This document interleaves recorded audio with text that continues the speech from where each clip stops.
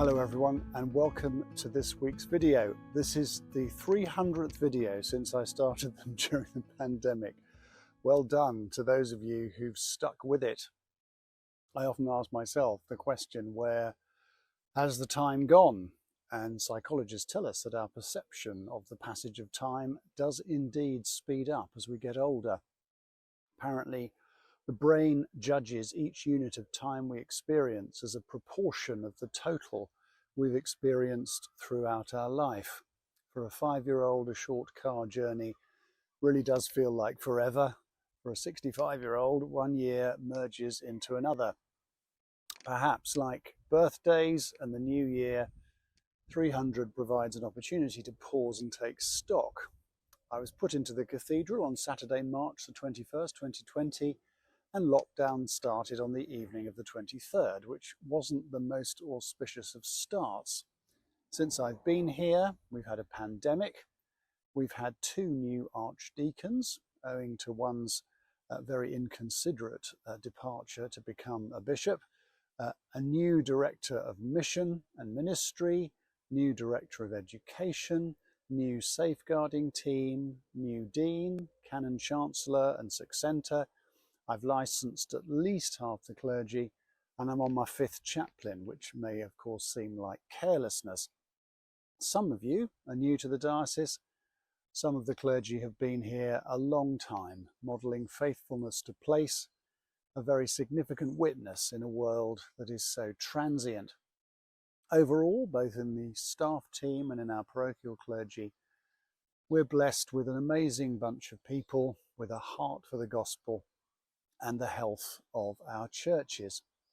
They're aided by a remarkable group of lay disciples exercising a variety of ministries: readers, church wardens, safeguarding officers, lay ministers, treasurers, and many others.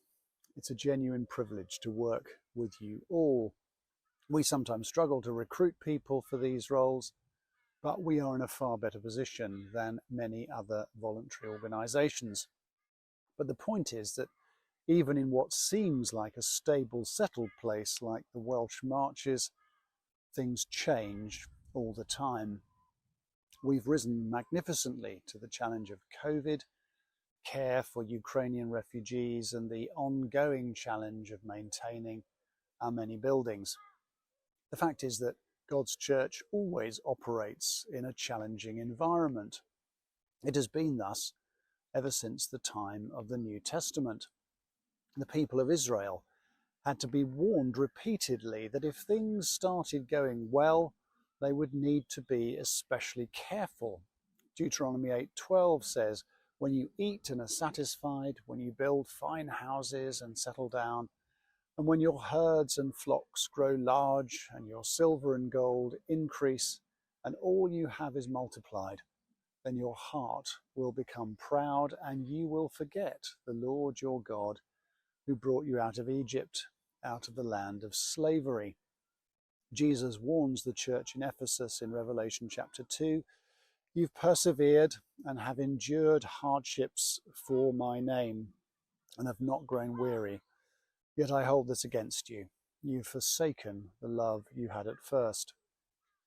The next 10 years could be amongst the most challenging the Church of England has experienced since its inception. Some of the demographic and financial challenges feel existential, even if the church commissioners had a sudden rush of blood to the head and directed substantial sums at the diocese for parochial ministry.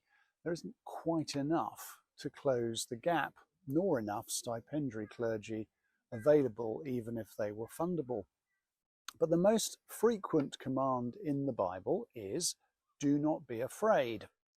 Fear is the opposite of love. Fear diminishes our freedom to act. It can lead to a paralyzing timidity and uncertainty. The disciples' diminished small world, locked in the upper room for fear on the day of resurrection, was broken open by the power of the resurrection. Locked doors of the church or the heart are not sufficient to keep out Jesus' uncontainable life. If I had one piece of advice gleaned from 32 years of ordained ministry and 6.5 years here, it would be, don't be afraid, because Christ is risen. His life is available through the Holy Spirit to all who trust in him. And there is a throne in heaven, and someone is seated on it. Don't be afraid, because when we get to an end of ourselves, institutionally or personally, God's grace truly has the chance to break through. Don't be afraid if you haven't the faintest idea what the future holds and all the lines are going in the wrong direction. If that leads you to abandon hope in salvation through strategic ingenuity, it can release a deeper, sounder hope and trust. Let's together commit to a hopeful desperation. Hopeful because our hope lies in the one who raised Christ from the dead. Desperation because we can't discharge our call with our own resources, but only through his, and his are inexhaustible. Therein lies a route to the good future the Lord has for us.